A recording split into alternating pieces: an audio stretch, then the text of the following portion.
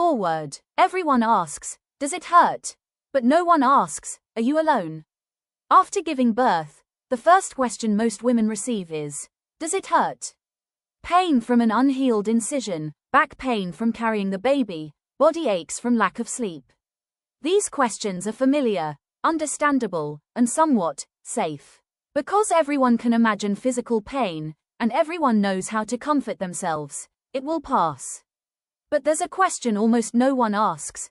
Are you alone? Being alone isn't about not having anyone around.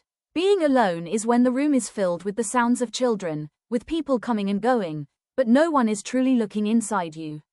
Being alone is when all the attention is focused on the baby, while the mother who just gave birth is automatically assumed to be okay. Your body is questioned. Your spirit is not. Your recovery is measured by the number of days postpartum, by your baby's weight, by how well you've adjusted to motherhood. But no one measures how much connection you've lost with yourself. No one asks if you're feeling lost in your new life. And many women learn to simply say, it's okay. They smile, nod, and continue to play their roles. And the feeling of isolation quietly grows, like a windowless room inside. This video doesn't begin with physical pain. It begins with a less-named void. The void of motherhood, but no one asks if you're alone anymore. Body pain, but it takes time to heal. After childbirth, a woman's body bears many scars. There are visible pains, the still tight incision, the stitches not yet healed, the dull backache every time she stands up or sits down. There are nameless pains, headaches from lack of sleep, joint pain from carrying the baby all day, body aches from the body not yet recovering after a long labor. These pains have clear names. They have records, follow-up appointments, painkillers, and specific advice. Try to rest, and you'll be all right. And that's true. The body, however fragile, has the ability to heal itself. Over time, the wounds close. The pain subsides. The most difficult days pass. Those around believe that. They believe that when the body heals, everything else will be all right too. They believe that once the postpartum period is over, once things get used to, once they get a little more sleep, the mother will return to normal. But there's one thing very few people realize. The body is allowed to openly experience pain, but the mind is not.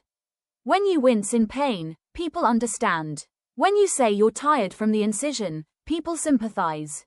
But when you're quieter than usual, when you speak less, smile less, when your eyes are empty, these aren't considered symptoms needing attention. They're often ignored, or worse, interpreted as just overthinking. The body has a recovery schedule for pain. The mind doesn't. There's no milestone to say, after 6 weeks, the feeling of being lost will disappear. There's no prescription for when you no longer recognize yourself beyond your role as a mother. There are no guidelines for waking up each day, doing everything right, but inside feeling increasingly distant from yourself. And while the body heals, another kind of pain silently lingers. It's the pain of not being asked. No one asks if you feel like you're disappearing. No one asks if you miss your old self. No one asks if you need to be hugged, to rest, to be listened to, not as a mother, but as a human being. Attention is focused on the body and the baby. And you, with your mixed emotions, your hard-to-name thoughts, are pushed aside, as if they were less important.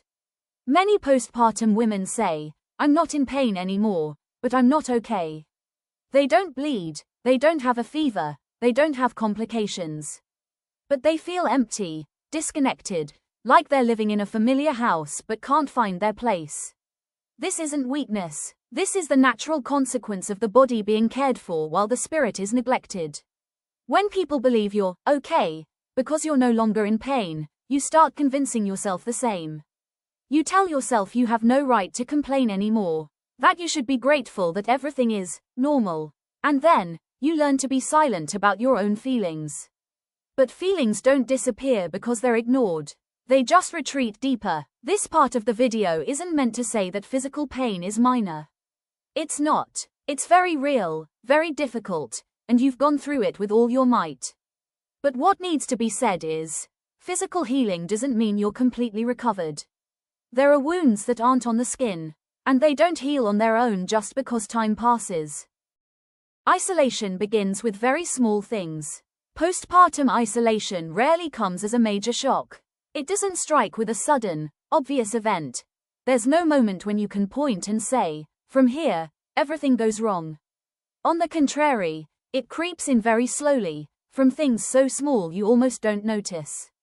It starts with an unasked question. No one asks if you're getting enough sleep. They ask if your baby is well behaved. No one asks how you're feeling. They ask if you have enough milk. All the concern seems reasonable. All have a good reason. And you don't know how to react when you feel forgotten. Then come the seemingly encouraging words. Cheer up. Everyone is tired after giving birth. Having a child is a blessing. Don't overthink it. Seeing your child healthy is a great blessing. None of these statements are wrong. But each one closes another door. Because when you're overwhelmed, what you need isn't a reminder to be grateful. You need to be acknowledged. Yes, this is difficult.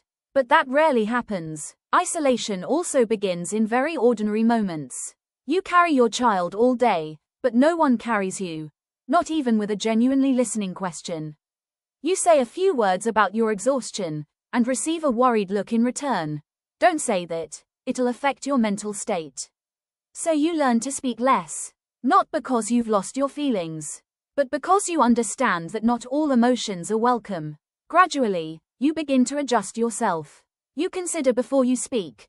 Will it be seen as complaining? You swallow back the words you were about to say. It must be because you're weak.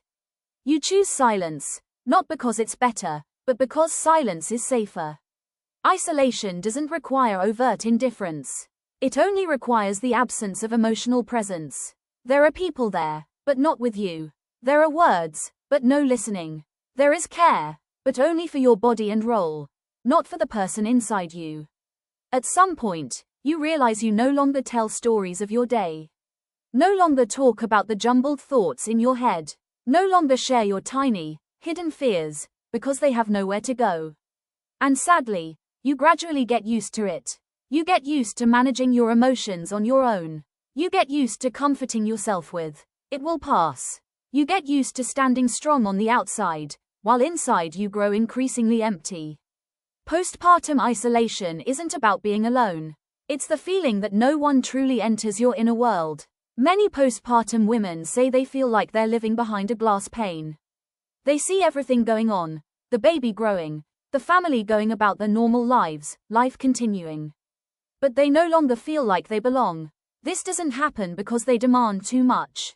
It happens because very basic needs aren't being met, being asked about, being listened to, having their feelings acknowledged without being corrected. And when isolation builds from very small things, it's hard to recognize. No one sees you, alone. Even you, sometimes, don't dare name that feeling. You only know that you're more tired, quieter, more distant from yourself, and that's how isolation begins. Isolation even when not alone. There's a very common paradox after childbirth. You're rarely alone, yet you often feel lonely. The house isn't empty. There are footsteps, conversations, babies crying and then stopping. People come and go. There are instructions, arrangements, responsibilities shared in some way. From the outside, you're not alone. But isolation isn't measured by the number of people around you. It's measured by how much you feel present as yourself. Many postpartum women say they feel like they're on the sidelines of their own lives. Everything still revolves around them. Meals, sleep, daily routines, the baby's schedule. But no one really turns around to ask what they're going through. You might be sitting next to your husband, but the conversation revolves around how much the baby ate today, what you need to buy tomorrow. You might be with your family, but all the advice is merely guidance, not listening. You might be in a room full of people, but there's no room for your true feelings to settle down. This isolation is difficult to explain.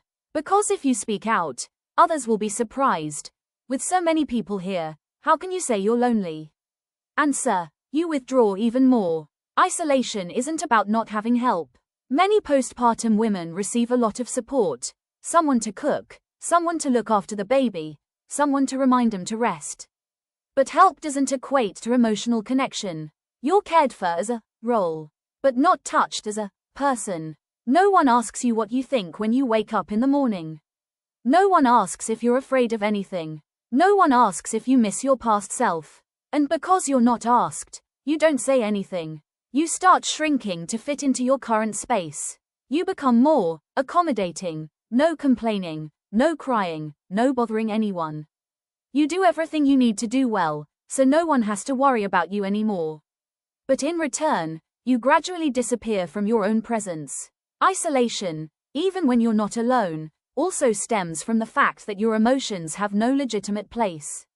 If you're sad, someone will remind you to look at your child. If you're tired, someone will tell you to try a little harder. If you're confused, someone will offer solutions, instead of staying with you in that feeling. And you learn not to feel anymore, or at least not to allow yourself to express your emotions. The most painful thing isn't that no one is there. The most painful thing is having no one to share your feelings with.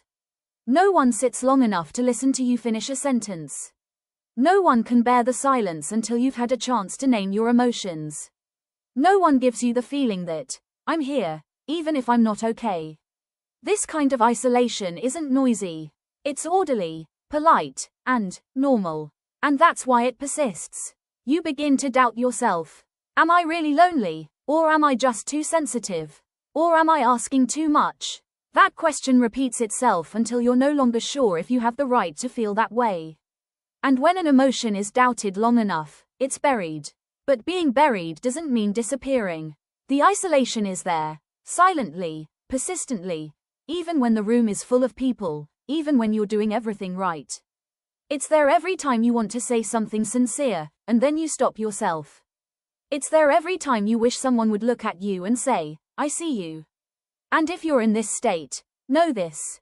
Your feelings are real. Not because you lack people around you, but because you're missing a connection that you need most.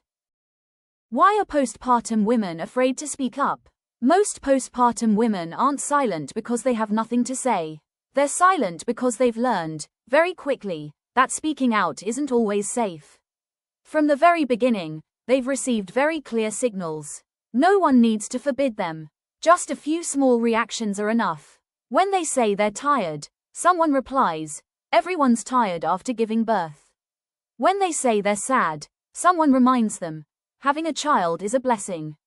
When they say they're stressed, someone advises, don't overthink it, it'll affect your milk.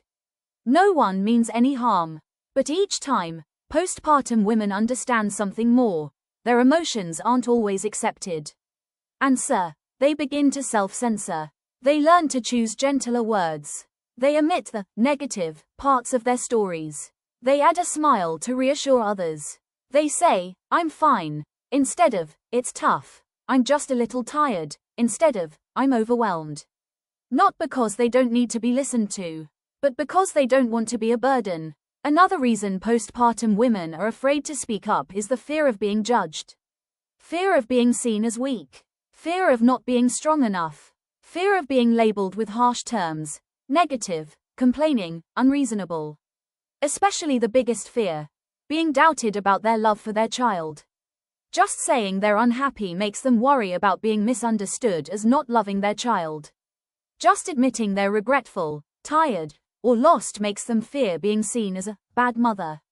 And because their love for their child is something they never want questioned, they choose silence to protect it.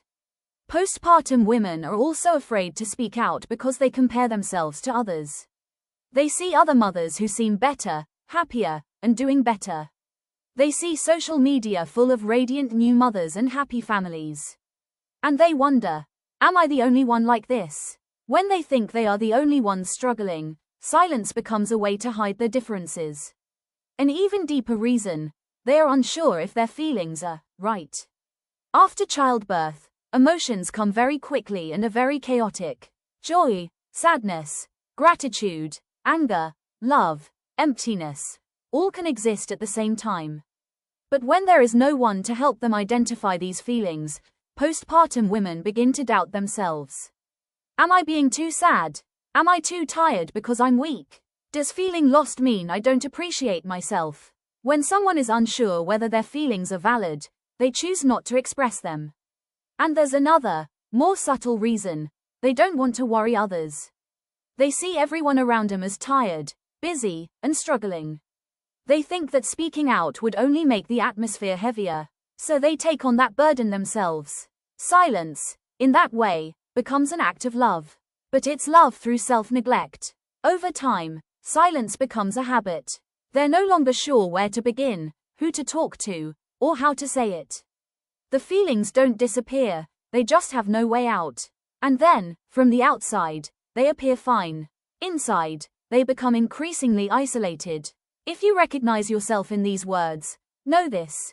You're not silent because you're weak. You remain silent because you were trying to adapt, trying to keep things calm, trying to play your role during a very fragile period. And your reluctance to speak out had its reasons. When isolation lasts, what happens inside? When isolation goes unnamed, it doesn't stand still. It silently changes how you feel about yourself. At first, it's just more tired than usual. Then there are days when you find it hard to concentrate, hard to be happy, hard to fully feel anything. You still do everything that needs to be done, taking care of the children, managing the household, meeting expectations. But inside, there's a growing void. That void isn't because you lack ability. It appears because you haven't reflected your emotions on others for too long. People need to be seen to know how they exist. When no one listens, no one acknowledges, you begin to doubt your own feelings. You wonder if what you're feeling is real, reasonable, worth caring about. And when the doubt lasts long enough, you gradually lose connection with yourself. You can no longer easily name your emotions. You're not sure if you're sad or just tired. You can't distinguish whether you need rest or just need to push yourself further. Emotions become hazy, confused, as if everything is covered in a thick fog. Some women describe this state as numbness. Not necessarily profound sadness, but a lack of clear feeling. Joy comes and goes quickly. Sadness is incomplete. Everything is just enough to exist, but not enough to live. Prolonged isolation also erodes personal identity. Before becoming a mother, you were a person with your own interests, thoughts, and desires. But when no one asks about those things, when all conversations revolve around your child and your role as a mother, you gradually forget who you once were. Not because you don't love your child, because there's no space for the rest of you to exist. And then, guilt sets in. You feel unhappy, right pointing arrow, you feel guilty. You want to be alone, right pointing arrow, you feel selfish. You miss your old life, right pointing arrow, you blame yourself for not appreciating the present. Isolation doesn't just make you lonely. It makes you turn around and attack yourself. You start saying things to yourself that you would never have said to anyone else before. I'm so weak. I'm not good enough. Everyone else is fine, only I am not. These thoughts don't arise because you truly feel that way. They arise because you've been dealing with your emotions for too long. Without support, the mind seeks to explain the pain. And the easiest way is to blame yourself. Prolonged isolation also shrinks your inner world. You expect less. You share less. You believe less that anyone truly understands you. Not because you don't need connection, but because you've become accustomed to being disconnected. This is especially dangerous because, from the outside, you seem okay. You don't complain. You don't make a fuss. You still fulfill all your responsibilities. But inside, you're living in survival mode, not in life mode. If this state persists, it can lead to emotional exhaustion, prolonged depression, or a feeling of meaninglessness. Not because you're not strong enough, but because no one can carry everything alone for too long. The important thing to say here is, what's happening inside you isn't a sign you're failing. These are signals that you've been in isolation for too long without proper care. And if you recognize yourself in these lines, know this. The feeling of emptiness, fatigue, numbness, is a reaction of a person lacking connection, not your fault. A turning point. Isolation is not your fault. There's a crucial moment in this journey, though it's not loud or dramatic. The moment you stop asking yourself, where did I go wrong? And start asking a different, gentler, but more genuine question. Have I been in isolation for too long? The turning point doesn't come from thinking more positively. Nor does it come from becoming stronger. It comes when you put down the burden of responsibility, at least for a moment, and look at things with a fairer perspective of yourself. Postpartum isolation is not a personal failure. It's the result of many things piling up. Societal expectations that mothers must sacrifice and endure. The almost absolute focus on the baby. The fact that postpartum women's emotions are rarely prioritized. And the lack of safe spaces to speak the truth. You didn't choose to be forgotten. You didn't do wrong by feeling lost. You reacted to an environment that didn't have enough room for you. When you understand this, a very small calming may begin to appear. Not joy, not great hope, just a little less self-blame. You begin to see that needing to be heard doesn't make you selfish. Being tired doesn't make you weak. Feeling like you're gone doesn't mean you've actually disappeared. Maybe you weren't ready to speak up. Maybe you're still silent, but this silence is no longer a denial, but a pause for self-reflection. The subtle shift is also when you allow a new thought to emerge. Maybe I'm not broken. Maybe I'm just missing something I need. Missing connection, missing emotional recognition, missing someone to stay long enough to listen to everything you have to say. And missing doesn't mean it's a fault. When you stop viewing your emotions as a problem to be fixed, you begin to treat yourself differently. You listen to your body and mind more closely. You recognize the signs of fatigue not to be overcome, but to be met. You allow yourself to need, instead of being ashamed of needing. This doesn't weaken you, it makes you more authentic. The change at this stage is subtle. Outwardly, perhaps no one notices. Life remains the same, responsibilities remain, but inside, you no longer stand facing yourself with judgmental eyes. You begin to stand up for yourself. And when you stand up for yourself, the weight of isolation begins to lessen. Not because it disappears immediately, but because you no longer carry it alone in shame. You may not have a solution yet. You may not know what to do next. But realizing, this is not my fault, is a huge step. This is a turning point that doesn't need applause. It doesn't need promises. Just a truth spoken gently. You weren't wrong to feel that way.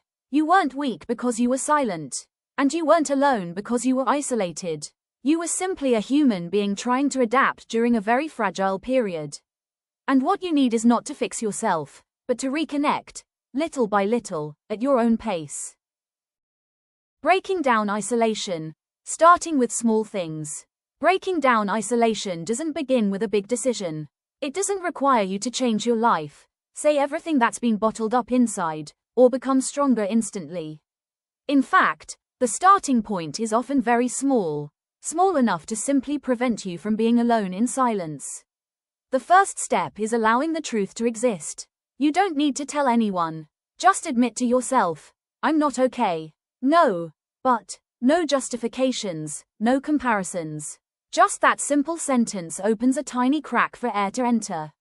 Many postpartum women don't allow themselves to tell the truth, even to themselves. Because they fear that admitting it will cause everything to fall apart. But the truth is, what makes you tired isn't the emotion itself, but the fact that you've been hiding it for so long. Breaking through isolation can also begin with a very specific choice. Choose someone you feel safest with, not someone who understands everything, but someone who won't correct you when you speak. You don't need to tell the whole story. It doesn't need to be clear and coherent. Just say one honest thing. I've been having a hard time lately. If speaking directly is too difficult, write.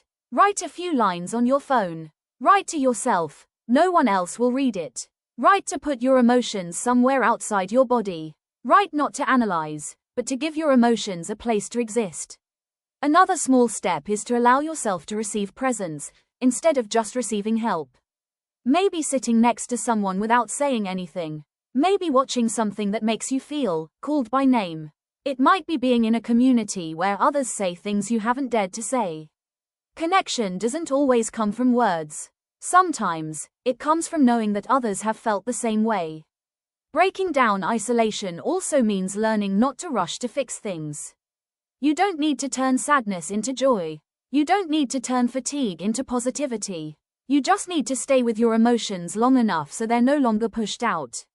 When you allow your emotions to exist, you're sending yourself a very important message. I deserve to be heard, even by myself. Another small change is setting very gentle boundaries. Not saying no to everything. Just saying not yet to expectations that strain you.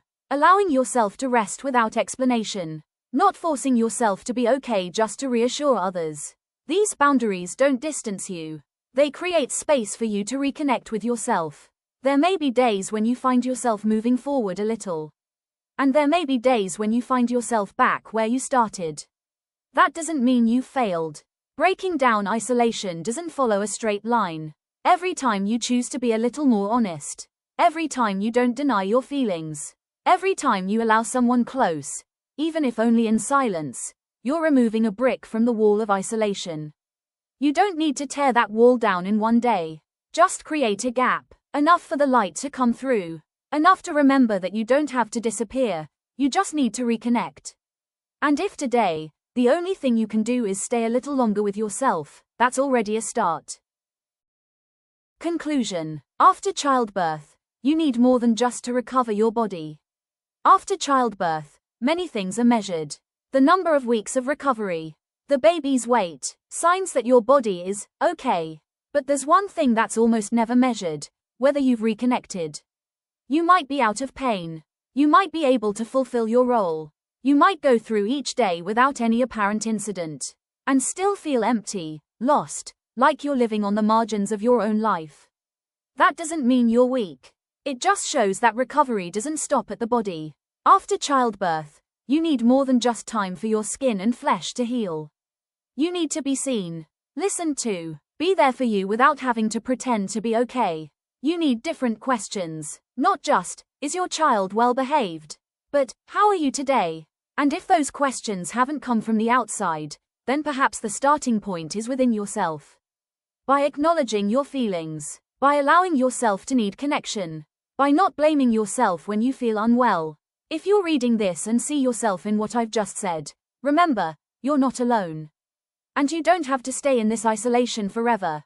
The fact that you're still here, still listening, still trying to understand yourself, that's already a sign of life, of a genuine desire to recover. After childbirth, you don't just need to recover physically. You need to be a person again, complete, connected, and with others.